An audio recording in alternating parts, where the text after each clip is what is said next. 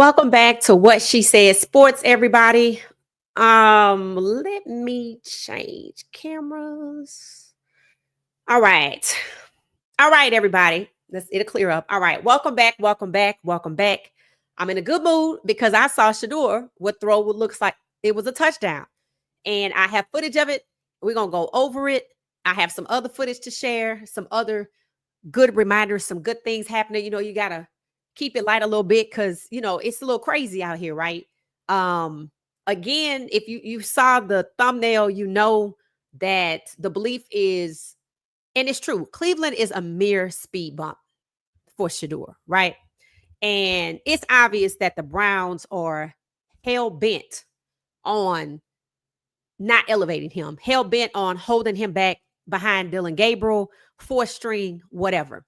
Fans asked why on earth was Tyler Huntley getting more reps than Shedeur, especially first team reps, if he's only here in Cleveland until the end of August, just like they discarded him before.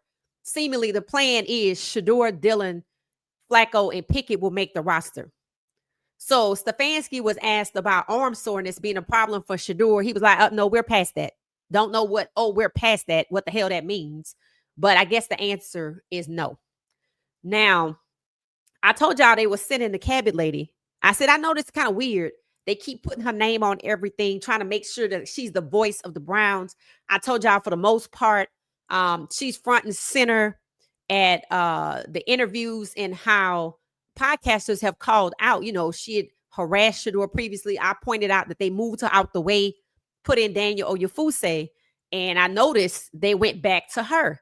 And I said, Anita, who sends me, is part of the media team, she sends me stories, sent me a story about Cabot cleaning up her language regarding Shedeur being cerebral, which meant they knew he was harassing her. So I said that seems similar to HR sitting her down and writing her up, and now she's back out there. So they like giving her another opportunity and with more responsibility. So she was on the Rich Eisen show again. Somebody else sent me the link. Thank you.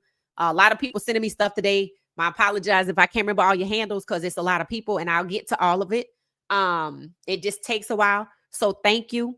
And so I clicked on the link. I watched them. I thanked them for the link. And she was basically saying, and she's changing her tune. She's saying now Dylan, Pickett, Shedeur, and Flacco will make the roster. And the team is going to put Flacco and Pickett out there to start. But they would like the rookies probably to close out. But they want Dylan to be number 3. I said, here we go with the wants. I don't want Shedeur to do it. I want Dylan to do it. Despite the numbers, despite Shedeur's experience. And you know what I said? You know what? Fine. If that's what you want to do it. Because you got to play Philadelphia next week. This is the first preseason game. You're trying to hinder Shedeur. But because you ignored his experience at CU, you're going to play yourself. He can play in the rain. He can play through sabotage. He can survive sabotage. And he can still win with a weak O-line and sabotage. That's why I said this is a mere speed bump. Shedeur said he was growing in his spirituality. I want you to think about this. When we were at CU year 1, we went 3-0. We didn't know and we didn't expect all the sabotage that set in from Oregon on, even though we won another game here and there, despite it. And they hated on him for doing this. But then it went viral. And it's still, people are waiting for him to score. So we didn't know that the sabotage in year 1 at CU across the board, inside, outside, the refs did that and the other, all around. We didn't know that the sabotage in year 2 or weak O-line in year 2, sabotage from the refs, was going to set him up, prepare him to survive the sabotage happening in Cleveland. Make no mistake about it. They have set him up to fail. But Shedeur is unbothered. I'm not going to say he want the smoke. He want to go out there and play ball on a fair scale, a fair level, but that's not what he has. And because he was set up previously and survived it, he's going to survive this preseason game. Again, earlier, I'm not concerned about the reps. That's ridiculous. So today, there's a video. He balled out today, made a touchdown. It looked like he was on maybe the 30 or the 40. And when the guy caught it, he was on the other side. somewhere between the 40 and the 30. So it looked to be a 30 or 40-yard pass that was run into the end zone. And supposedly the player that caught the touchdown was a first stringer. Now, Shedeur was 4-7 today, and Tyler Huntley was 2-5. They both got their opportunities to work with the first string, and Tyler just thrown into the fire. So he's thrown into the fire, expected to do the impossible, and he's already there talking like they're going to discard him. I don't trust Cleveland. It wouldn't surprise me if they kept Tyler, which is why they're giving Tyler more first team reps than Shedeur, and they sent Shedeur packing. It would not surprise me because the cabinet lady was wrong before. See, she changing her tune, and I'm sure they're giving her the talking points.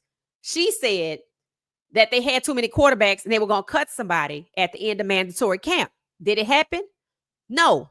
Shedeur wasn't supposed to get drafted. It still happened, right? But he didn't get cut like they thought.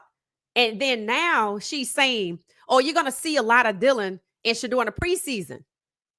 And then they'll be around they're going to make the 53-man roster. Well, just so you know, Huntley made the 53-man roster and got cut the week later.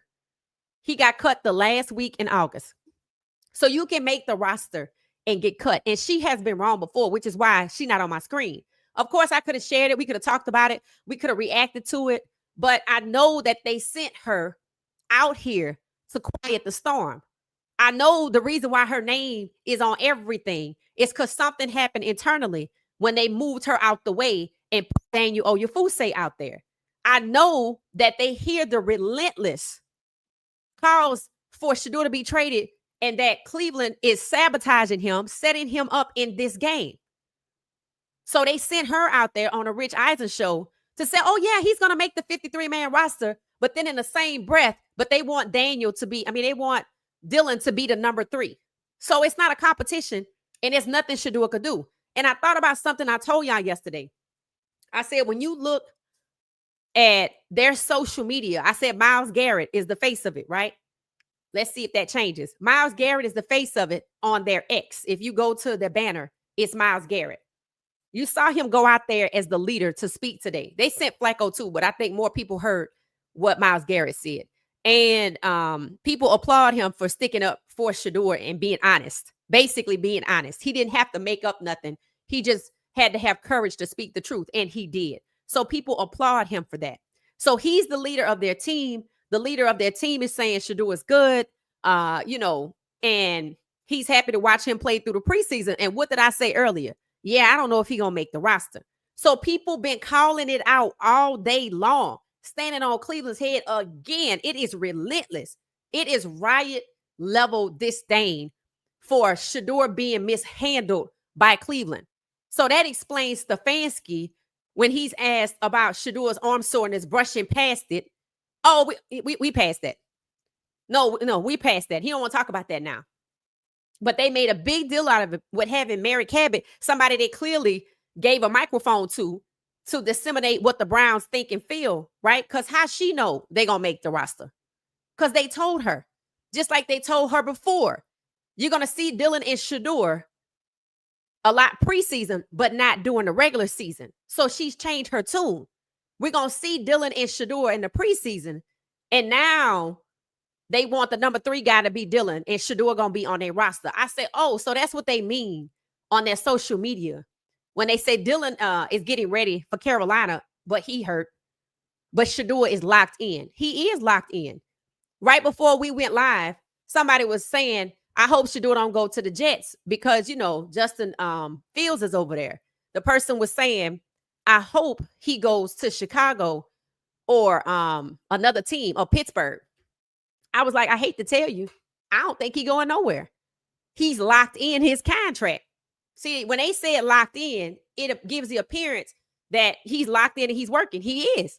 He's also locked into a 4-year contract. Asking for a trade is not going to help. You're not hearing nobody saying, oh, let me get him, like they did Bryce Young. So he is locked in Cleveland. And that's why they can be so bold to say through her, they just using her to share the message. She said that they want Dylan to be the 3rd guy. That's why they can make it a want and not a need. That's why they can make it a preference and not based on the best and talent, which is proves what I said earlier today about the football tracker that they put out there. It's pointless. It's pointless. Just like it's pointless. They brought all of their quarterbacks. They have 6 quarterbacks in Carolina, SIX, including Deshaun Watson. And I'm like, what the hell are y'all doing? Because I kept saying they didn't count Deshaun Watson out because you probably going to see Deshaun Watson. So now they got 6 quarterbacks in Carolina. Deshaun Watson is on the ground. Hell, everybody there. Huntley wearing 7. I didn't even know who he was. All you see is a plethora of like orange football, like quarterback type jerseys, that they play in to identify the quarterback. And they all standing there, and Deshaun Watson in plain clothes. So is this more like a vacation? Are they not taking this seriously? That's what it's giving. It's like they're not taking this seriously. You brought too many people for this exercise. And then you giving Huntley, somebody you claim you going to discard because Shedeur going to be on the roster, you giving Huntley more reps than you giving Shedeur. Shedeur made some touchdown today. Nobody says nothing. Nobody says anything. This is the photo of everybody. This is everybody. Over here to the left with the first orange looking football player with the white towel wearing the number 7. I think that's Huntley. Then you walk over here to the right. Flacco is tall. That's Flacco standing there. In front or side Flacco is Shedeur. If you look at the shoes, that's how I know that that's Shedeur. Then when you come over here past the guy in the white jersey, you have 5. That's Gabriel. Then over here you got Pickett. And then standing next to him in the brown is Deshaun Watson in street clothes. I think when Myles Garrett said, if people look at this as work and not a vacation, then it'll be useful. I think this is what we mean. Why would you bring Deshaun if he can't play? Oh, you hurt, but you could come along for the fun. Come along for the trip. You have Huntley in the number 7 jersey giving him more reps than Shedeur. Then you have these other guys that you say not playing, taking all the reps away so Shedeur don't get them. Again, sending Cabot out there to calm people down. No, we're not playing with him. We're not playing with him. But they steadily playing with him. That's why I said Cleveland is a mere speed bump. They are hell-bent on holding him for draft capital and dealing him away after they make him sit. It's more important for the NFL to force Shedeur to sit for a year just to try to continue to hurt him in the draft because they got forced into opening the door for him. Cleveland is a mere speed bump. But what Cleveland is not paying attention to is every time the NFL has tried to stop Shedeur in the draft, it did not work. Every time Cleveland thought they was going to cut Shedeur, it did not work. They wanted to bring Huntley in to play in Shedeur's face, giving him more reps than Shedeur. Get him ready for what? Why don't put Dillon out there? So you're not going to put Dillon out there all preseason, but you want him to be the number 3 guy. You want to set up Shedeur and sabotage him so he fails in this exercise. Who the hell going to play for you in Philadelphia? Huntley, the guy you going to cut week after next? Everything is designed to hold Shedeur back. This is a mere speed bump. They want him to cry like a baby if they make him sit for a year. They want him to squirm. They want him to get upset. They want him to quit, I'm assuming, but he's locked in for 4 years. That's what Coach Prime meant before Travis signed his contract. Shedeur had already signed his. Don't be in a rush to sign something you can't easily get out of. It's easy for us to just up and quit, but not these guys. It's easy for us to get up and go ask for a transfer from one department to another one based on the corporations that we work in, but not these guys. And they know that. Again, inmates, they are restricted. They have limited choices of things they can do. They're not supposed to be making no choices. You sign this contract, come on over here, and I can treat you however I want you. Inmates. In Fulton County, when an inmate passes away, they change the rules. They're not going to even call and notify the family no more. So you better check on your family. Inmates, no choices, no rights.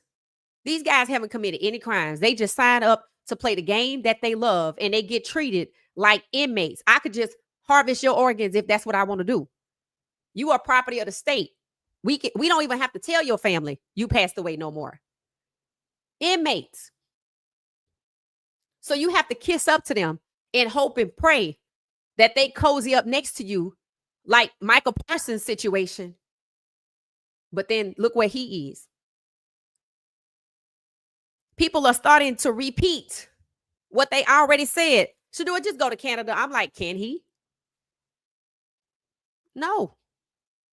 They got him right where they want him. So what Shedeur have to do is what he been doing. You're going to have to keep letting God clear the path. We got all these quarterbacks hurt. They want to coddle and protect their quarterbacks so they don't get out there and look worse than you, because they know if Flacco, Pickett, and Gabriel go out there and look worse and Shedeur look better, people going to call for one of them to be cut. People really doubt that they are injured. I don't think I know that. I don't think I believe it. I don't think I believe they're injured. It's too convenient. It's too convenient. Dylan was looking like trash. And now you ruining his draft stock. So let me scoot him to the side. Let me just go and push Shedeur out there. But you know Shedeur can outperform his draft stock.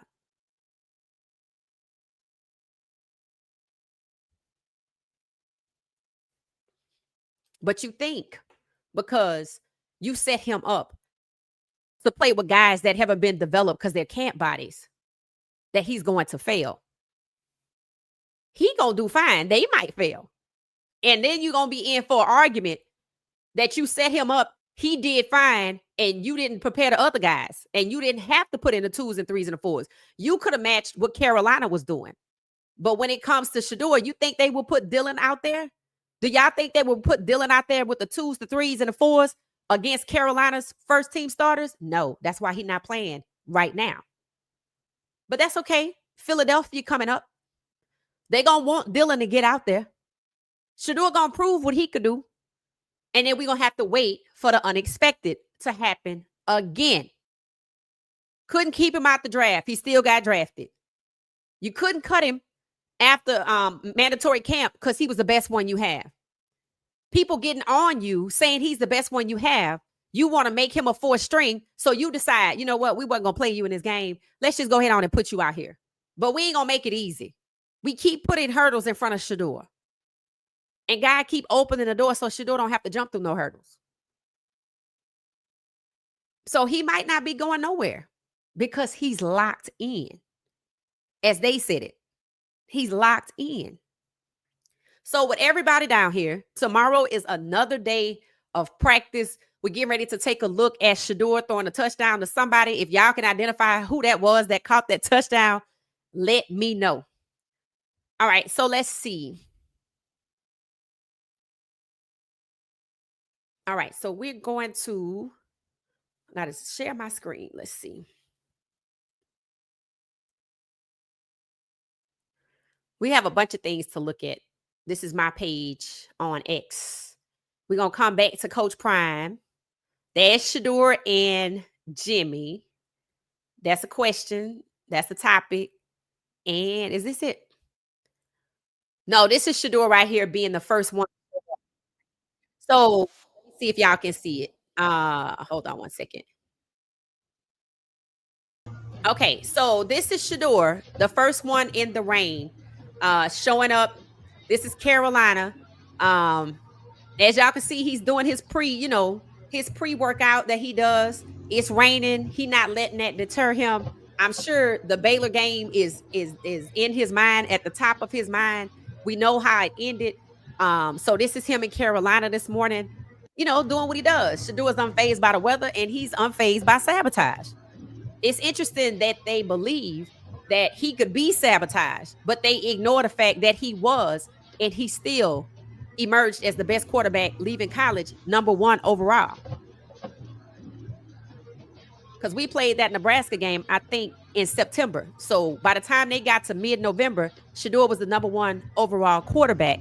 Mid-October, Shedeur was the number 1 overall quarterback coming out of college after the Nebraska game. Well, that was year 2. That was the Nebraska game, year 2. Yeah, that was right. In 2024, that was the bad Nebraska game. That was in September. And he still emerged as the best. All right, so let's move on to the next. All right. So hopefully y'all can see who this guy is that Shedeur is throwing to. That's Shedeur and Jimmy. Let's see. Let me go to my bookmarks.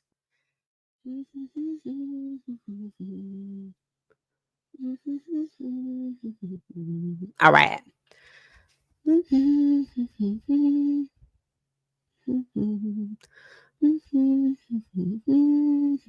Yep, this is it right here. I'm gonna let it play multiple times, so don't be concerned if you don't see it right away. All right.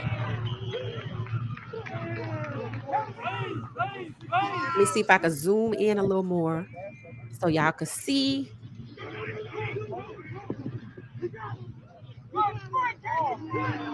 Okay, so from what I can see, all right, it's getting ready to go back to where Shedeur is. I cannot tell who caught that ball, but they said it's the first stringer. So that's Shedeur. Then he look at this throw, catches it, and guy just keep going, and the defender can't keep up. And I cannot tell what number that is. Now, this is after it rained, and he still balled out. That says cross country. That's before they left. So I don't know who this first stringer was. This is not Carolina. This is actually in Cleveland before they left. So this is supposedly somebody that's on first string. I don't know. But, you know, Shedeur is that guy. I don't really think it matters who's out there throwing the ball. I think if the person can catch the ball, I think if they can catch the ball, I think he's going to be fine. Again, people need to level set their expectations. This is a mere speed bump. They're going to probably try to hold him back. Yes, he probably going to have to sit. No, nobody else seems to be trying to force a trade. The unexpected is going to have to happen once again. What you're seeing on the screen is the reaction that people said as soon as Shedeur makes a complete pass, not a touchdown, in Friday game, as soon as he makes a complete pass, this is going to be the reaction of everybody watching the game. I'm of the opinion that people were super excited yesterday, but as they see Cleveland trying to set Shedeur up to fail, as they learn that Carolina's playing with the ones on both sides of the ball, and they're giving Shedeur no first team reps except for today, in that he's supposed to be throwing with the 2s and the 3s, and they're going to take him out and put Huntley in. I think people are starting to wane a little bit. I think people feel like, okay, this is not worth my time. That's really what I think. I know people are excited, but I think people are getting kind of exhausted, right? Just getting totally exhausted. So, all right. So let me go up here back to these guys. Jimmy and Shedeur, a lot, you can see it's a lot of people that actually are kind of like, you know, paying attention to it. It looks like to me that you know, people are excited, but I feel like they see it's going to be more of the same. So they just not really just buying into it like they were when we first heard that he's going to start. So this is Coach Prime. Now, away from Travis Hunter, I think so. I do think that that's who this is, because this is not Coach Prime. It says right here, it says on this day in 2011, Deion Sanders joined the Pro Football Hall of Fame in primetime fashion. That is Coach Prime. He had two-time Super Bowl champion, 8 Pro Bowl selections, and a 1994 Defensive Player of the Year. So this is the day he was inducted into the Hall of Fame. So this is supposed to be Coach Prime. I was like, this don't look like Coach Prime. But look at all of these accolades on the day he was inducted into the Hall of Fame. 2 Super Bowl champions, 8 Pro Bowl selections, 8 Pro Bowl selections. Defensive Player of the Year in 94. He joined the league in 89. So less than 10 years after he joined the league. And he's now in the Hall of Fame. And don't get lost that they treated him like trash ahead of the 2025 draft with all of those accolades. With all of those accolades, winning 2 Super Bowls, which is supposed to be the highest award in the NFL. And they treated him like trash. Made him try to feel bad for steering his son wrong, holding his players back, pitting them against each other, devaluing his program, trying to hurt his recruiting, but most of all, trying to build a wedge between he and Shedeur, totally ignoring that Shiloh's his son too. That's why I said this ain't about Shedeur. Shiloh over there, they don't come at him like this. So shout out to Coach Prime for getting in the Hall of Fame. But boo to the NFL for the way they have treated Coach Prime and his sons and his program. When I saw this today, I was like, you got to be kidding me. Because people talk about how Mike Tomlin, how Mike Tomlin has done wonderful things, how he won a Super Bowl. And look how they treated him last year with the draft. Look at how they punked him, basically, intimidated him so he don't draft Shedeur. So winning the Super Bowl don't matter no more. Look at Jalen Hurts, how they trashing him, how they dismantle his team right after he won the Super Bowl. He been there 2 times in less than 5 years, and they picked his team apart. They have never picked Kansas City apart that way. Making it harder for Jalen Hurts and the Philadelphia Eagles to get back. Giving the Dallas Cowboys the second most primetime slots for primetime games, even though they ain't won nothing since the 90s. The Super Bowl doesn't matter anymore. When the Super Bowl winner doesn't get the primetime games, first or second most, then what are we doing? Kansas City got the most primetime games. They lost the Super Bowl. Dallas is second. They ain't won nothing. So winning the Super Bowl is not a prize, is it? The closer and closer it gets to black quarterbacks becoming the majority of the starters, they are devaluing everything. Everything.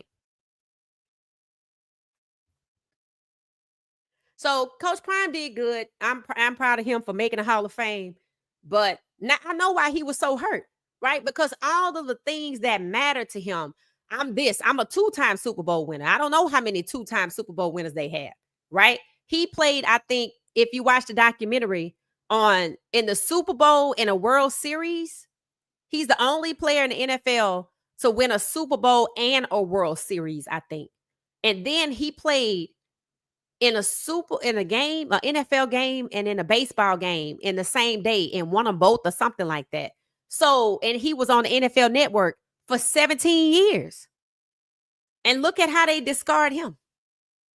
So the Super Bowl doesn't mean much anymore. It's just something to do. It's just something for them to make money off of, TV rights. Again, trashing Jalen Hurts after the man done been there twice. Something that's not easy to do within less than 5 years. Choosing to reward Kansas City, who lost. Choosing to reward Dallas, who didn't win nothing.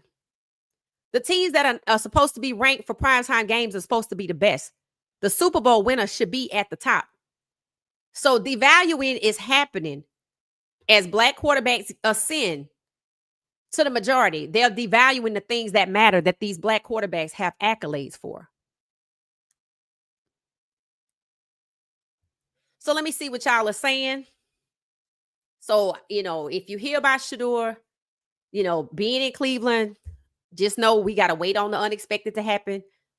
People pointed out that Shedeur went from QB4 to QB1 overnight, which is why they're trying to make it harder. They don't want him to get out there and ball out. So even if he doesn't, even if they had given him first team reps, they would change the plays so that he just hands off the ball to the running back. That's what a lot of people think is going to happen in the game, that they're going to hinder him, take him out, put in Huntley, etc. Because Huntley's getting more reps than Shedeur for a reason. So there you go. All right. So I'm going to the comments to see what y'all are saying. But he gonna be all right. It's just, you know, it's an eye opener. It's an eye opener. And the things that's happening with Shedeur, again, the guys coming behind him, I don't know what they looking at. I don't know what they looking at. I don't know why you killing yourself every day thinking that this should be your next stop. I'm hoping and praying that when I hear CU say the next level, that somebody that struck a deal behind the scenes for a league, be it with The Rock or somebody, that's where the player's gonna go. And Coach Prime gonna have ownership over there.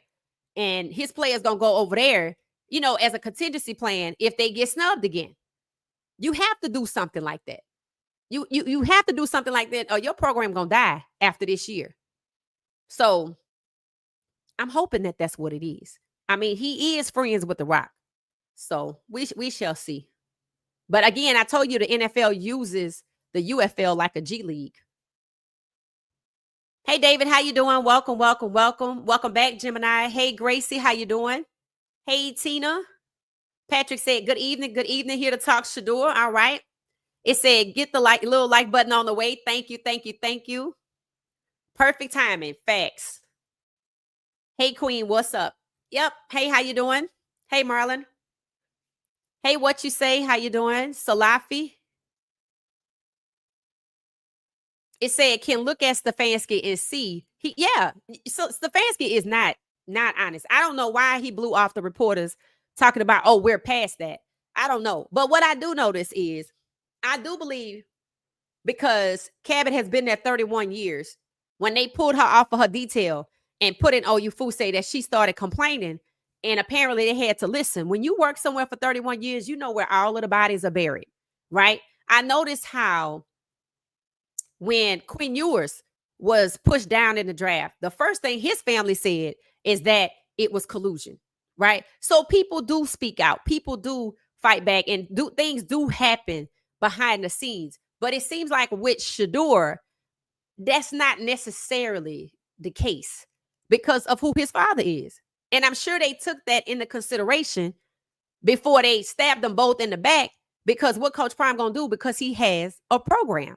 He had just signed his contract. So he got about 5 more years to be at CU and recruit, and these players are gonna go where unless he just gonna let his program die. So he had to be strategic in how he moved. If this was anybody else, and this is why it did not happen to anybody else. If this was anybody else, they probably would have sued, don't sign that contract, and went to Canada. But Shedeur and them, they taking the godly route. God opened the door. We're going to walk through it and let him order our steps. We're not going to be bothered. We're not going to be phased. And whatever we have is what God wants us to have. That is the only way he's going to get through this. Is it a shame that Cleveland would like to waste his talent? Yes. Does that mean that's what's going to happen through it all? No. We have seen the unexpected happen multiple times. He wasn't going to even make the 53-man roster, or he was going to get cut after the 53-man roster. Now, I'm sure Cabot running around saying he's going to be on the team is not something that they wanted to do, because then they're going to have to deal with us. They're not going to make it a whole season with Shedeur on the bench. Just like yesterday, we showed up and God showed out. So I think they would have preferred to have cut him and put him on waivers and just get rid of him. But then that's not going to work out either, because he's going to go somewhere else and we going too. And then look at who it is I have on my roster. They went and got Huntley for a reason, and it's not just for 2 weeks. We're going to see how this goes. So don't stress yourself out. He might still be on the roster. If nobody going to force a trade, if the unexpected don't happen, that's what you're waiting on. You're not waiting on Cleveland to get right. You're waiting on God to show up again, or show out. Not show up, show out. But we got to keep showing up. Let's be clear about that, because it's working. They're still having him run with the twos 2 days before the game, because that's who he going to be throwing to in the game, Patrick. They're not going to let him throw to the ones in the game, apparently. Can look at Stefanski and see, yeah, he's not being honest. Hey, Anita, how you doing? I sent you some emails. I have been investigated. Okay, thank you. Thank you, thank you, thank you. I'll get to them. Thank you. Just give me a minute. Thank you so much. Freeman Harris, how you doing? Yeah, she needs to be held accountable. Hey, Kimberly, how you doing? It said when Dylan implodes, it will be very interesting. Right. And here's the thing. For her to go on to the Rich Eisen show and say out of her mouth that Flacco and Pickett will start and they want Dylan to be the third guy. Again, keyword is want. Keyword is want. There's nothing Shedeur can do. He's damned if he do, and he's damned if he don't. And because he's locked into the contract, he likely is not going to ask for a trade. He going to be right there. He going to be right there, but all is not lost. All is not lost. God keep showing out. So get ready for the next. Get ready for the next one. Get ready for. I don't know who's going to play in Philadelphia because they trying to set him up to fail. So you want to put Dylan out there. I would like to see it. I would like to see it. Now, Shedeur go out here and win, then, that means that it don't matter who he throw to. If he has a connection with the 2s, the 3s, and the 4s like he does in practice, that they enjoy catching those passes. Because if they move Luke Floria out the way, they know Shedeur to Luke is feeding families. So if they move Luke out the way before the preseason game, because they don't want Shedeur to make that connection. They don't want him to be high flying. He likely will be grounded like Jeff Fisher did Steve McNair. It said the video of her before the draft, how Cleveland was going to draft him at second because she knew. She knew. And if anybody has a link to that video, I would like it. If anybody can email that video to me, I would like to have it. I found the video of her on social media just by Googling and searching. I found that one from CU's Pro Day, and that was eye-opening. To me, that was proof that they were pretending to be interested in Shedeur. They had lured him under false pretenses, right? So if I can get that video, it proves what I have been saying, what is publicly documented, and that's just further documentation that they were going to get him at number 2. Have you heard them say that since he's been on the ground in Cleveland? Have you heard them say, well, we got our franchise quarterback for $4 million, so we're going to go and put him out here? No, they don't want that to come up. They don't want that to come up because they're not happy he's there. Why are you upset that you got a $36 million discount and you don't want him to play for you? You don't want him to play for you. You don't want him to make you no money. You just want him gone. He was not going to make the roster. So keep showing up. And God going to keep showing out. The reps cheated so bad. Yes, the reps did cheat. Shedeur is great under pressure, right? That's why I said this ain't on Shedeur. This is not on Shedeur. And Cleveland is not going to stop trying to hold Shedeur back. Now, Shedeur must show them why he was their franchise QB. In fact, I believe that. They're saying he did not have any touchdown throw this day. Okay, I think that was from an older clip from Cleveland because I looked at the numbers and it didn't show any. And that said cross country mortgage. So that wasn't Carolina. So that's the wrong clip. But thank you, Patrick. Cleveland has signed Tyler. Yeah, Cleveland has a 6th quarterback, SIX. So, yes, they did sign him. That boy Wig said she's definitely a plant. Facts. She was already a plant. They just went above board with it. Again, I think there were podcasters calling out the fact that she was supposed to be local media for a newspaper. She was supposed to be local media for a newspaper, but she was somehow doing a dirty work, a hit job on Shedeur. So them bringing her into the fold, sending her out there with information directly from them to her, it's something going on there. It's something going on because they moved her out the way. Put Oyefuse in, and I think she complained. And again, Anita sent me information on who she's connected to, related to. Her family is deep off into the media. So I think they must have complained. And she been at 31 years. She got something on them people. That's what these players need to do. If you get in this league, you better get some on these people because you're going to need it. Because if they get some on you, it's over. They are not your friends. So, yeah, definitely a plan. That's why she's always front and center. They let her ask the questions first. She is not the only female reporter there. She's the one they prefer to get the questions, and she don't ask football questions.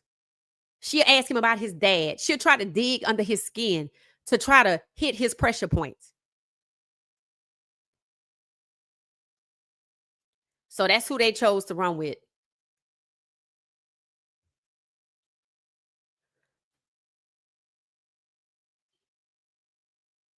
Shiloh is listed as 4th string as well. Okay, so let me tell you what I posted about that. They saying the same thing they said before. He was already 4th string. When I looked at their depth chart, he was 4th string. So now they're saying their official depth chart is out, right? I expected Jimmy Horn Jr. to move up. He did not. I'm not shocked that Shiloh is 4th string. He was already 4th string. So when they said they didn't have room for him, I was live and I said, if he's already 4th string on your depth chart, how do you not have room for him? You see how Dylan is coddled and we want you, and Shedeur and Shiloh is we don't want y'all. And we don't know what the hell they doing with Jimmy. Except for just keep putting him out there. Some players get the sense of comfort and confidence, and then others are constantly told, we don't have room for you. You're good, but we don't have room for you. So we're back where we started before. He's 4th on the roster, but they tell me he's still got a hell of a climb. How is he going to climb from 4 to 3 to 2? I thought it didn't work like that. Because if Shiloh could climb from 4 to 3, then that means Shedeur can climb for 4 to 3. But they definitely using Shedeur to block Dylan. See, I told y'all that is selective. The rounds in the draft are weaponized against who they intentionally want to devalue. There's nothing else Shiloh could do if there's nothing else that Shedeur can do, right? If Shedeur can't move up, how the hell Shiloh gonna move up? How the hell Jimmy gonna move up from 3 to 2? LeJounte is 2nd on the depth chart in Baltimore. 6th round pick. 2nd. Behind a vet that they only gave a 1-year contract to. Which means the starting job should be his next year. 6th round pick. Whew. Lord. When Shedeur leaves, watch how irrelevant they become. Right. And what they're trying to do is suppress him while he's there.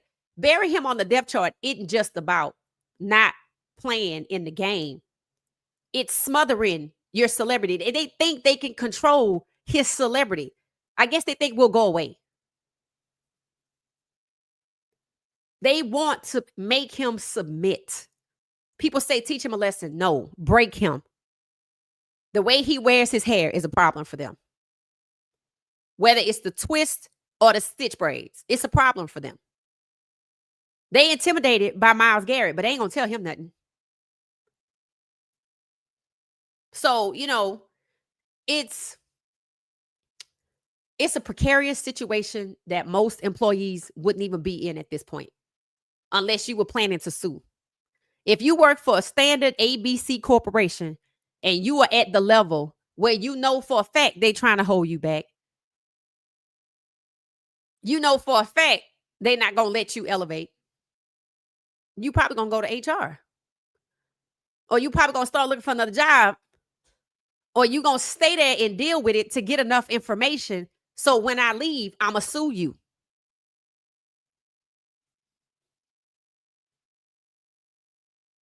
Maybe that's another reason he's not on waivers. Justin is playing terrible, poor reports, though.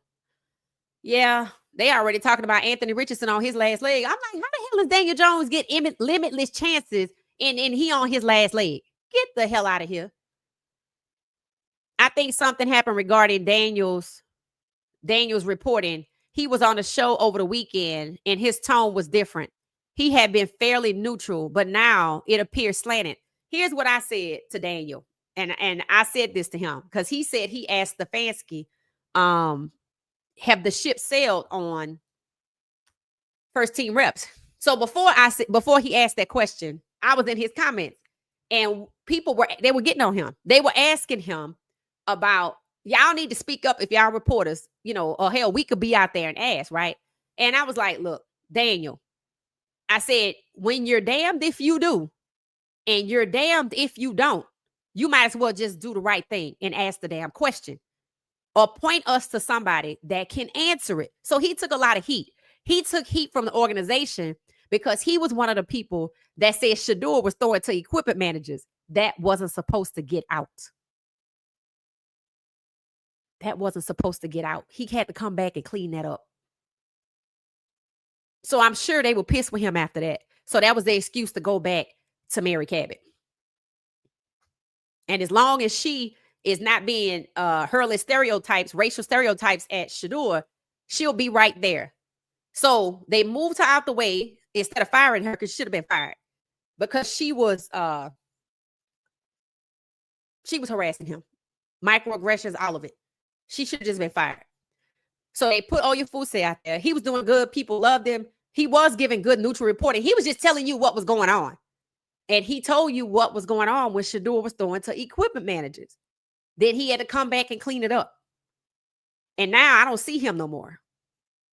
I told him, if you damned if you do, and you damned if you don't, you might as well do what's right. So then he went out there and asked Stefanski, has the ship sailed on first team reps? I was like, well, it's good you asked. It is. And I wished him well and hope that he gets a better post than the Cleveland Browns. And that's another thing that's happening today. First, the media was just going in on the Browns organization, right? Stefanski, Barry, Haslam, right? And there's the fans know that the players like Shedeur. The fans know that the majority of the players know that Shedeur is their best chance to win. And they know the team going to have to deal with the locker room at some point. Then you have Myles Garrett coming out in defense of Shedeur, basically saying Haslam and everybody else need to be on the same page, right? So now the riot's voices are being hurled at the Browns fans. So since yesterday, since I had an opportunity to be in that chat and speak, I didn't realize how many people were on that call. So I had a bunch of people following me and a bunch of people retweeting me talking about how biased they were against Colorado players. And I was like, yeah, it's just crazy, right? Then another person is telling me about it. And then another person is talking about it. So today, there was a Browns X account, Twitter. I'm still calling Twitter account, right? And the person is like headquarters Cleveland Brown colors, all this, but it's probably just individual. And they had a picture of Jimmy Horn Jr. And under the caption, it said, hey, Carolina, y'all want to trade and send Jimmy Horn Jr. to Cleveland?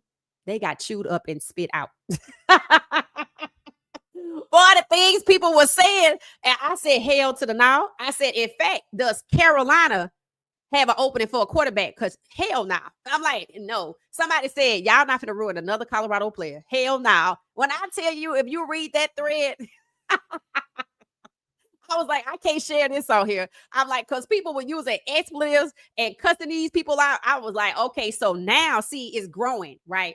People have realized what I came to realize yesterday. The Browns fans on that. I said, this is why. This is why the organization being trashed for so long, because they take it personal when you talk about the Browns. Well, fans, Shedeur Sanders fans, Colorado fans, when they triggered somebody, when they said, can we get Jimmy? Hell no, you can't get Jimmy. Can Shedeur go over there? Send Andy Dalton over to Cleveland, since Cleveland don't want no black starting quarterback. Send Andy over there and send Shedeur over there with Bryce. We'll be fine. We'll just be fine. It's better to have our guys together anyway. The way they try to treat them, hell, they shouldn't be on an island and isolated. But that one account got chewed up and spit out. So people see that the Browns fans are also problematic. See, we're growing in our knowledge here, right? People like the Browns fans, they need to do something. I was like, yeah, they need to stay home. That ain't gonna happen. It's not gonna happen. I'm like, we can't count on them for nothing. Now, the ones that are in our comments, we can count on them because they don't feel like that. But the ones that's out here on larger social media, if a Browns fan is willing to hang out with Colorado and Shedeur Sanders fans, because they discussed it with the Browns too. But unfortunately, there are too many Browns fans, and I haven't talked to all of them, but it was quite a bit yesterday, who take it to heart when you say something about the Browns. They would just rather Shedeur go away so they can go back to what they were before. I'll never understand it, but it is what it is. And I'm like, so I couldn't do it. I said no point having no conversation with no fans like that, because that's just crazy. I'm like, your team been trash. I'm like, they don't even treat you with respect. I'm like, they exploiting your passion and loyalty for the game. They want to get up and move out of town, take the name with them to a city that's not even Cleveland, and you are defending the Browns? Oh my God. Please set Shedeur free. Hashtag free Shedeur. Free Shedeur, because this is crazy. But unfortunately, he might be truly locked in because of the contract. So no cut, no trade. Yep, he gonna be there. That's what it's looking like. That boy Wig said that QB tracker was set up to make Shedeur look bad. It completely backfired. Right. How you gonna cut the guy that's the best person? You couldn't even hold him out of the preseason game. Dylan is not playing in that game because Shedeur was going to look better than him. They was going to put Dylan out there in the first half and let him play 3 quarters. Then they was going to put Shedeur out there because they know we was going to show up and Guy was going to show out. So they moved Dylan out the way, talking about he hurt. Shedeur out there, and then they're going to go get Tyler Huntley and give him most of the reps. Shedeur is unfazed by those people. He has survived sabotage before. The sabotage at CU that we didn't know we was going to need for the future prepared him for what he getting ready to deal with in the NFL. No, none of us saw it coming. We couldn't humanly possibly see it coming. We would have had to know that the NFL was like this, to this extent on the inside. We would have had to know that when Kaepernick knelt, it wasn't beyond that. It was just specific to that. We would have had to know it was beyond that, right? Because a lot of people like myself, I didn't really watch. I think last year when I first moved to Atlanta, I started watching NFL again. I paid attention last year. And I've been here 3 years. And I just started watching last year.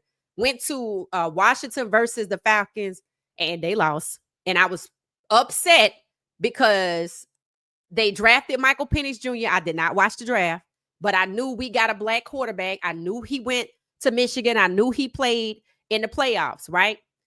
But what I didn't understand is why he balled out in preseason. I remember distinctly. He balled out in preseason. And then they went and got Kirk Cousins and made him compete with Kirk Cousins. And actually, no, they just took his starting job and gave it to Kirk Cousins. Went to one game. They lost, and I was out. And I didn't start paying attention until I started to hear that Kirk Cousins was thinking up the place. And then I remember hearing that they put Michael Penix Jr. back in. So that's when I started watching again. When I first got here, I was a Saints-Falcons fan. I was excited about both of them, this, that, and the other. But it wasn't until Michael Penix Jr. came along that I was really really focused on what's really going on here. Why would you do something like that? And I'm like, of course. And they had the same excuse for Michael Penix Jr. that they use with Shedeur. Oh, he needs to develop. Michael Penix Jr. was the most NFL-ready quarterback coming out of college when he came out in the 2024 draft. Shedeur was the most NFL-ready QB coming out of 2025. And they suppressed them both. Said that Justin Fields or Caleb Williams was going to be a bust. They chose Justin Fields to be a bust. Caleb Williams was straight set up. That was retaliation. 68 sacks. And people say, how many times Shedeur going to get sacked? That's why I was like, he don't ever need to play a snap for them if it's going to be like that. Right? But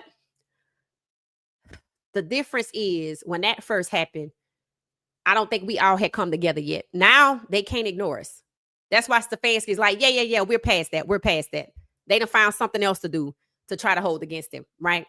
So we just gotta wait. We just waiting on the unexpected. I said, Shedeur, keep your eyes on God. You just gonna have to wait on God. And that same go for us. The unexpected keeps happening, keeps happening, keeps happening.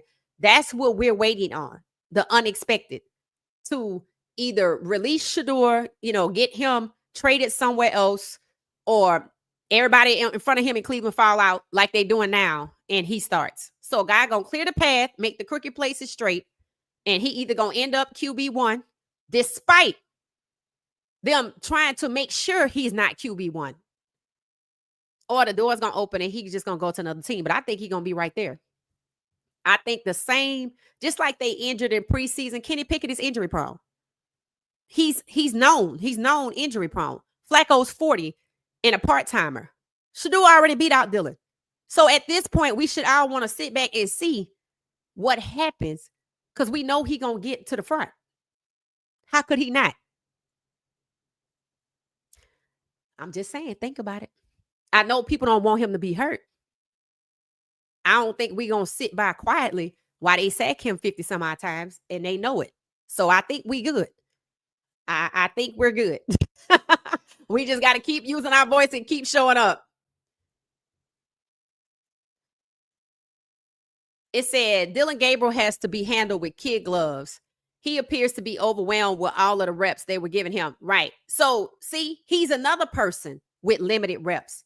So what they're going to have to do is take Flacco and let him play the few games he played, and they're going to have to rotate. They're going to end up rotating all their quarterbacks again. This is going to be the third year they rotate multiple quarterbacks for. And I'm assuming they're going to discard Huntley. If not, they discard somebody, and they're going to stab somebody else in the back. But we're not going to be upset if it's Shedeur. I don't put nothing past Cleveland. I really don't. I don't put anything past Cleveland to discard Huntley or to discard Shedeur. They are working too hard to protect the other three. And I'm the kind of person, oh, that's what you want? See, some people think they know what they want till they get it.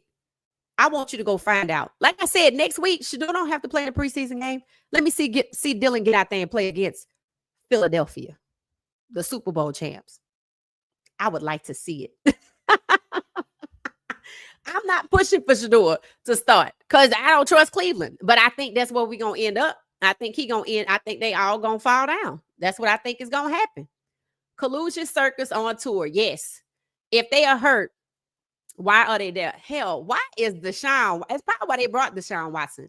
They probably like, well, you know what? We taking the rest of the hurt ones, so bring him too. How you going to leave Deshaun Watson behind and say you can't come because you hurt, but the rest of them hurt, and they brought them too?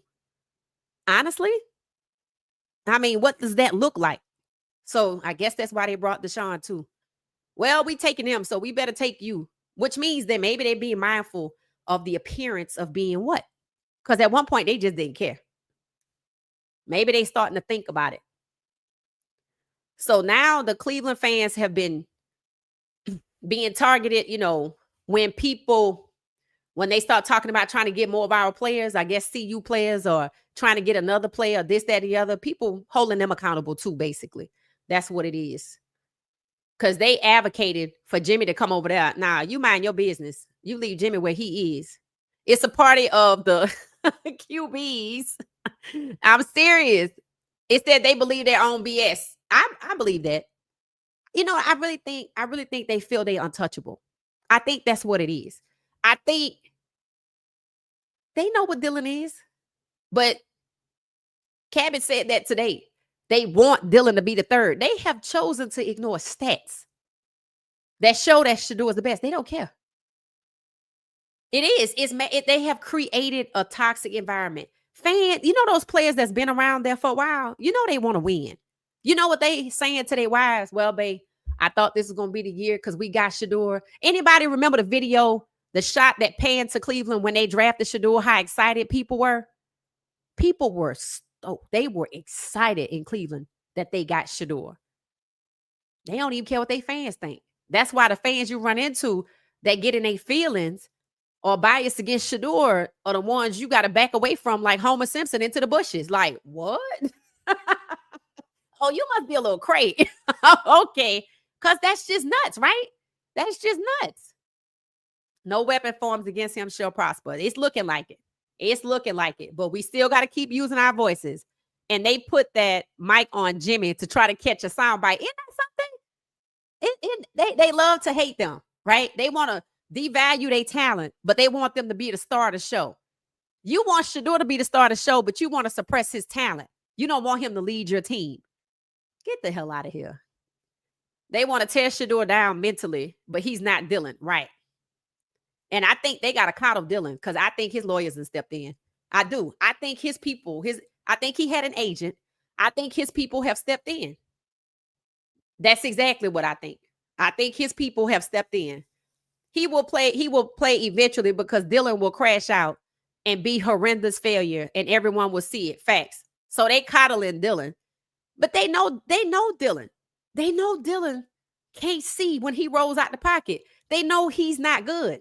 But see, they might have to deal with his legal team because you drafted me first. You say he not good. So you gonna put me out here. I'm just saying, Mary Cabot looked like she put their feet to the fire when they moved her out the way. Now Dylan being coddled, he ain't even good. He the one that should be traded. I'm gonna be honest with you.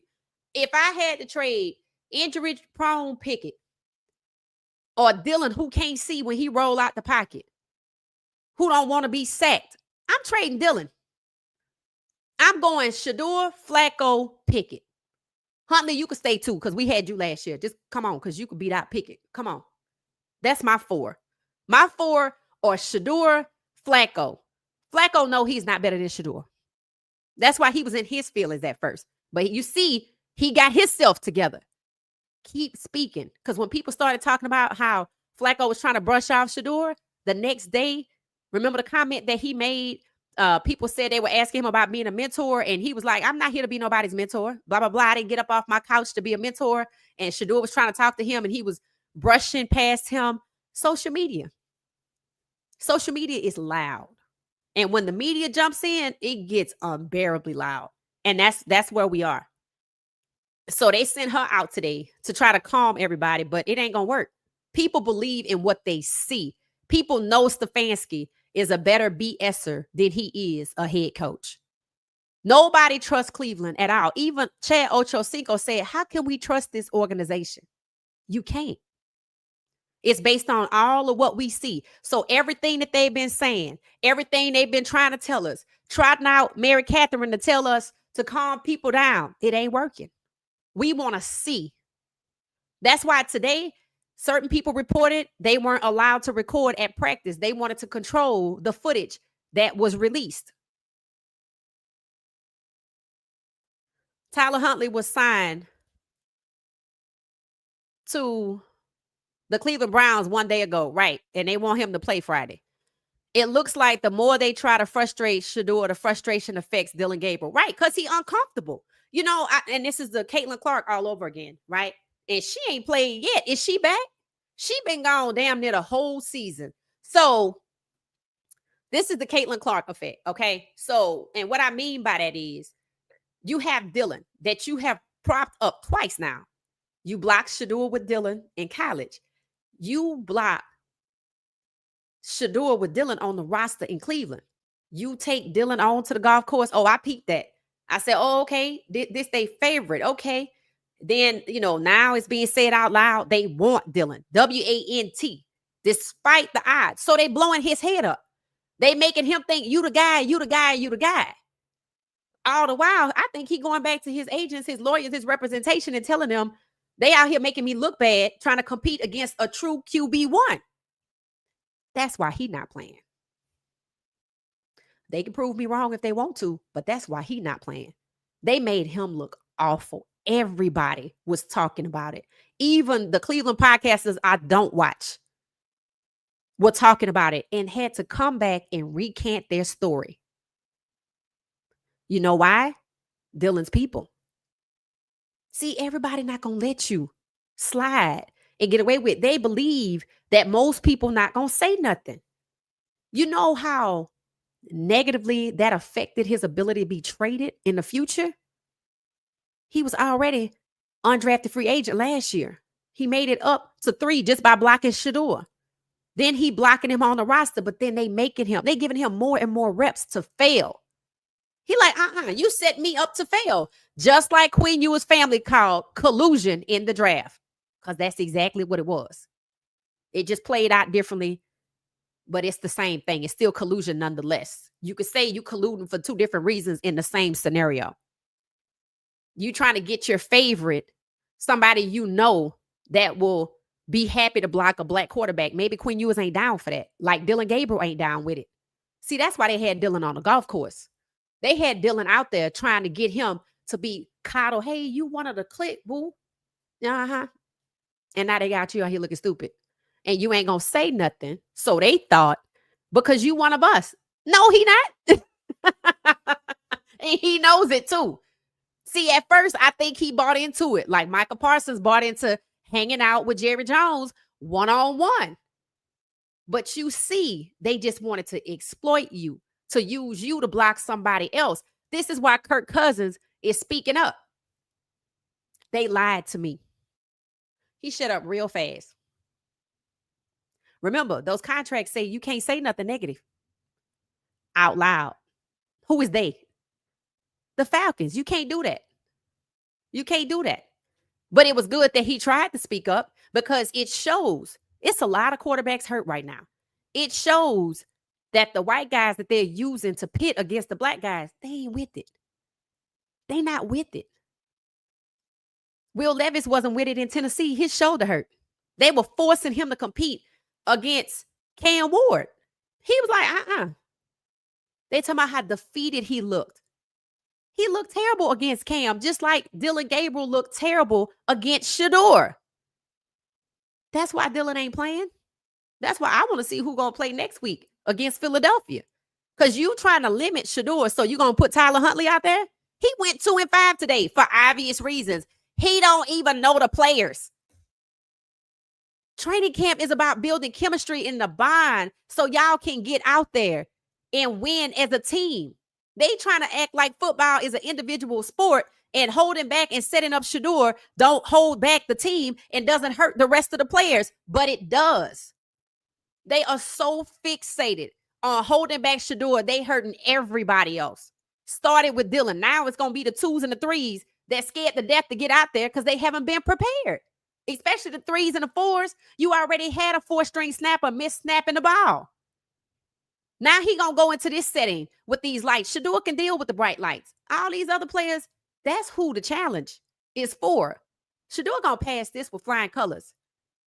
But if they don't hold on to the ball or the running back don't get to the end zone, they're going to try to make it Shedeur fault. So we're going to be right here to show up and God going to show out again. People are starting to echo what I said yesterday. Cleveland needs to be investigated. So we got the media and fans standing on the Browns' head, holding them accountable. We got fans holding other Browns fans accountable for being complicit with this madness when they could have probably done something about it decades ago. Slowly but surely. Everybody is on the same page. Yes, we excited. Shedeur is going to start. But we see you trying to set him up. But you know what? He survived sabotage at CU. He going to be okay. The longer Shedeur is in Cleveland, the more the truth is going to come out. They standing on, fans are going against other fans now.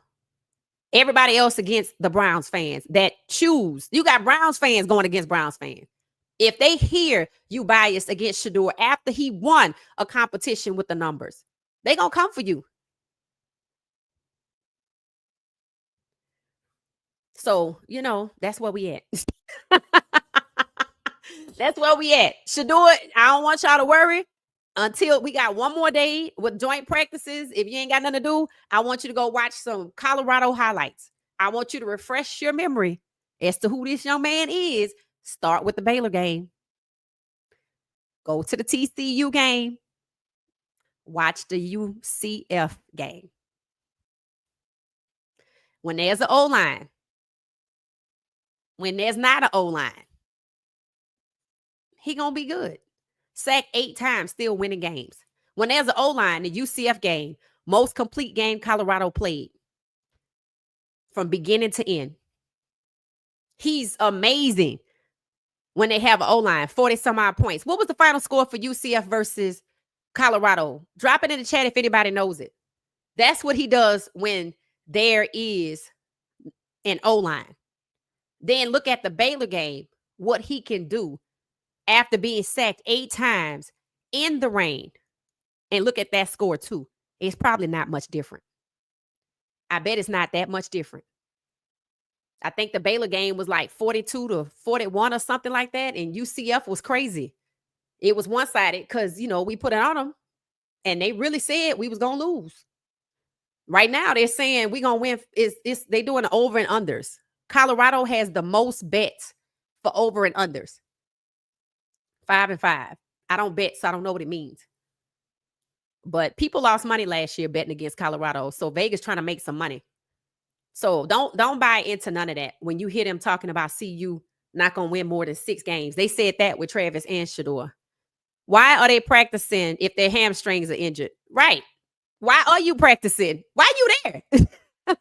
Why are you even there? That's just a waste of money.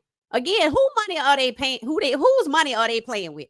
Are they playing with monopoly money? Because you got all your quarterbacks. You got 6. Deshaun Watson can't play because of insurance money. He technically can get out there, but they don't want him to get out there. You see? So now they got 3 black quarterbacks and 3 white ones. I told you don't get lost on Tyler Huntley's skin color. I said don't get lost on it. Don't ignore it. It's there for a reason. These people are trying their best to hold back Shedeur and not appear what? So they got Deshaun Watson out there. Oh, thank you. B Thomas, the best podcast on here. Y'all, thank you. Y'all are an awesome community. Thank you so much. Hey, Mac, how you doing?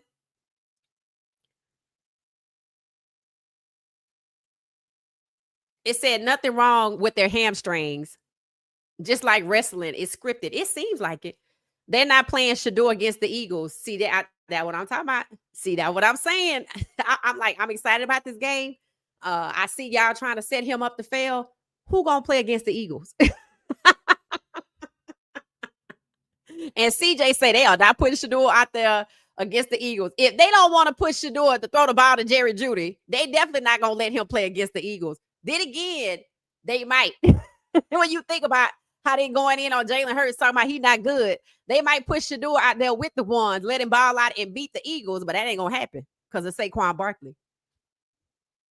So CJ right, they don't want to push Shedeur out there next week. Who you gonna put out there? You don't want to play Flacco. You got him in bubble wrap because he fragile. And then that's Kenny Pickett.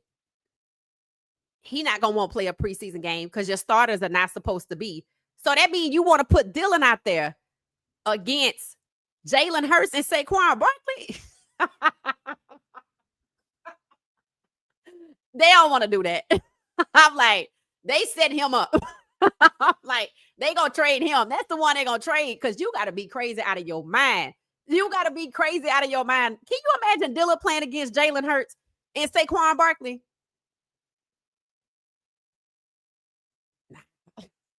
No, that's comical. He running don't want to get sacked. I suggest he go watch the Super Bowl and see what happened to Pat Mahomes. Like, that's crazy. If they do that to him, bruh, that mean they don't like him. That mean they don't like him. So I don't know. They trying to suppress Shedeur. So we're gonna see. They probably gonna put Tyler Huntley out there. Now that's crazy. Now that's crazy. They might put him out there. They might come up with the excuse. But hell, if they out there taking reps today, then they not injured, which meant they were never injured. I told y'all Cleveland has an unusually high amount of injuries when it comes to quarterbacks.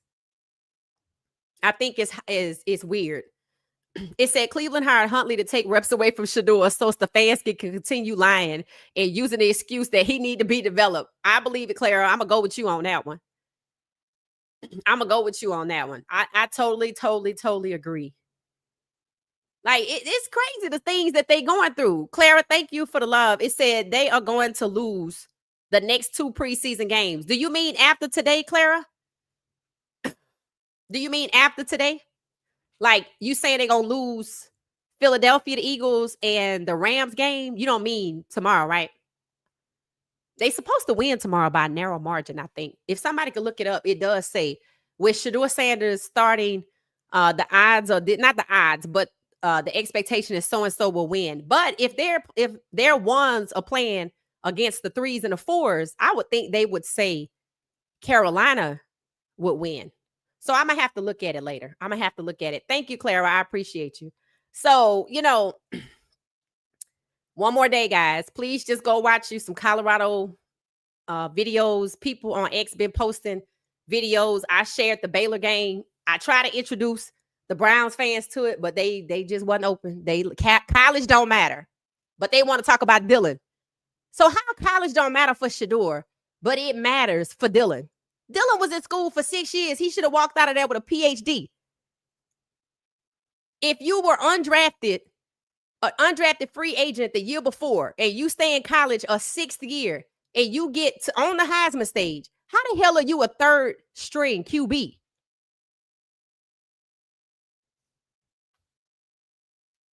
I think they playing in his face too. One thing about it, he's not white. Don't get lost on that either. And they love to pit people against each other.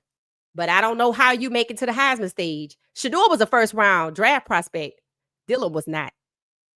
And he blocked Shedeur off the stage. Let that sink in. Shedeur ain't fazed by nothing they doing. He survived all of the sabotage through CU. It wasn't like that at Jackson State. That would make me miss Jackson State sometimes. I be like, Jesus, we had it good and didn't even know it. Whoo, man. No, you gotta watch it, Patrick. Patrick said he might not watch it. You gotta watch it. The setup is real. No weapons formed against him will prosper. Yeah, but it's gonna make his life harder, and that's not fair, right? He gonna be okay, but it's not fair what he has to go through. But it's gonna be used for his benefit. Now we see how all of the sabotage and them trying to punish him on the field actually just set him up to be great in the NFL because despite the sabotage, meaning I don't think he thought he would be sabotaged there. I did not think that this would happen. I did not, even with the draft being crazy, right? This is insane. This is on another level. It's just wicked. It's straight wicked. I thought the most they would do is put him on the bench, but to throw him in a competition and him turn out to be the best and they still making 4th string, that's just wicked.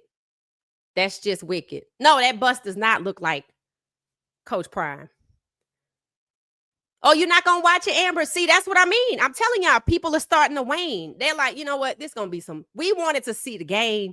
We don't want to see you out here playing in his face. And, you have to ask yourself, is that the goal for people not to watch? They don't want it to be the most watched game. That's all people were saying yesterday. This going to be like the Super Bowl. Maybe they don't want that. You would think that they do because they mic'd up Jimmy. They knew Shedeur was going to talk to Jimmy. Why you think the cameras knew exactly where to follow Shedeur from? Why you think the cameras were on Shedeur like that? If that wasn't scripted, and I don't think it was, because Jimmy was like, "Hey, I'm mic'd up." Shout out to Jimmy Horn Jr. For giving Shedeur a heads up. Because they talked, and maybe they just thought they was going to just have a conversation. But the camera was on Shedeur the whole time. They make him more famous than he already is. Tell me I'm wrong. So, yeah, people saying, they don't have the excitement that they had because they see he being set up to fail. I'm pretty sure I'm going to be live. I'm pretty sure I'm watching it. I'm pretty sure I'm going to be wanting to go on and off camera at times because, when they take Shedeur out, I'm probably going to stop watching it because everybody going to be there for Shedeur. You would think they would feed off of that. You think they would love that. But they want to say he not good. They want to say he not a good QB, and they want to say he not famous. But they constantly in his face, using him for clicks. Shedeur, we dominate, right? So if y'all gonna watch it tomorrow, I'm gonna be watching it regardless. I'm watching it regardless. I was excited for the moment that Jimmy and Shedeur got together. I'm gonna be, watching the game Friday. I'm of the mindset. I see God keep showing up, right? And I see God keeps showing out. We keep showing up. God keeps showing out. So I'm gonna keep doing what I've been doing. And I see a lot of people on X doing the same thing. So it's the right thing to do, right? It's the right thing to do. And it seems to be working. So I'm definitely gonna be live, and I'm looking at the whole situation. I'm probably gonna cheer Tyler on. If it was anybody else, I'm gonna cheer Tyler on because they already played in his face once, and they running around putting it out there that they're gonna play in his face again by saying the other 4 are gonna make the 53-man roster. If I'm like Tyler, I'm not messing it up for Shedeur. See, that's the kind of person I am. Oh, you trying to use me against this person? Oh, okay. All right. Tyler went 2-5. I saw that. It makes sense. He don't know them. And he might be that dude, his ankle might hurt or something. I don't know. That might be why the rest of them, they trying to get them out there. Maybe they starting to, because they do kind of fear that sometimes. I want y'all to know, they kind of fear when we congregate. They just like the reaction with Deshaun Watson saying he taking Shedeur under his wing. They don't want that. They didn't want Myles Garrett standing up there saying what he said today, but they ain't gonna say nothing. They don't want the locker room with Shedeur. So when you got Deshaun Watson, who already has a relationship with the players, when you have Myles Garrett, who you have made your leader, which is fine, defending Shedeur, you're going to lose that locker room. You're going to lose that locker room. And Stefanski, that's how you're going to get fired. He's going to lose the locker room.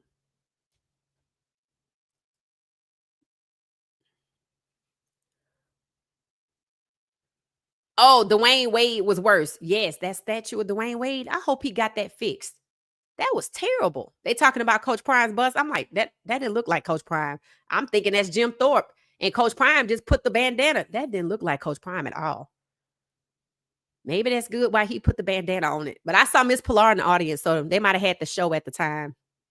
All right, y'all, we're going to get out of here. Yeah, that statue. Oh, T. Volchis say that's not Coach Prime. Oh, okay, see, it makes sense because it don't look like Coach Prime. Then you're going to have to tell us who it was, somebody. T. Voltage, tell us who it was.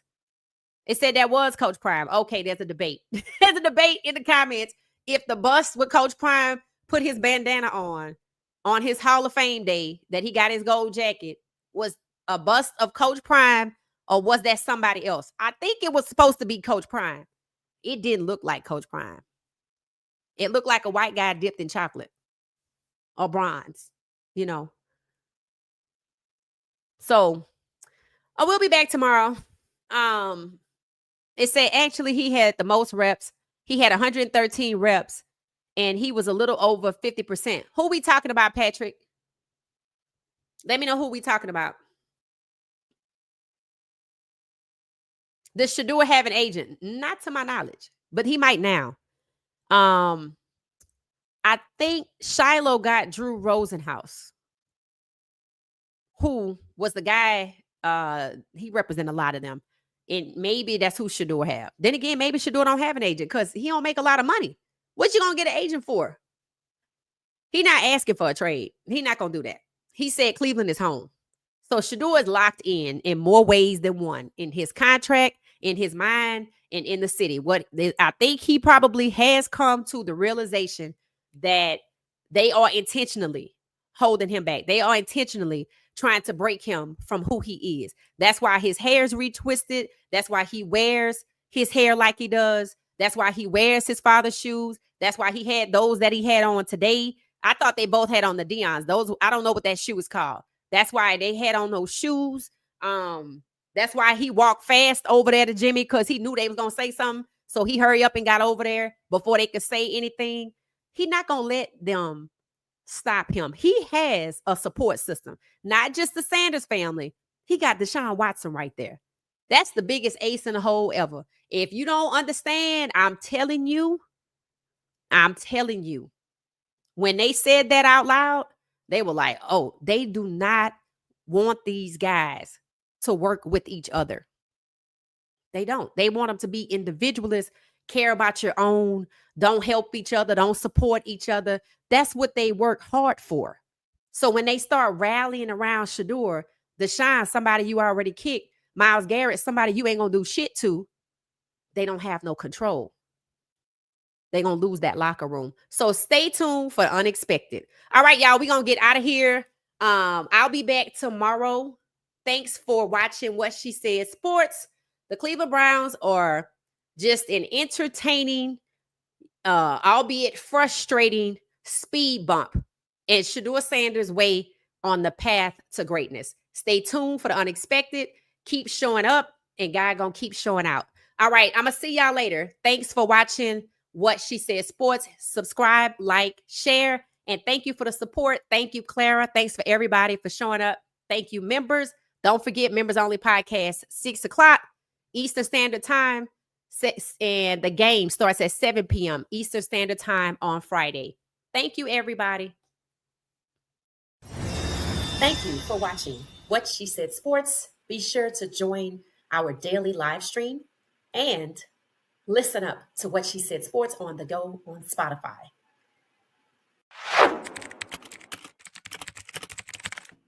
Thank you for watching What She Said Sports. Stay for another video.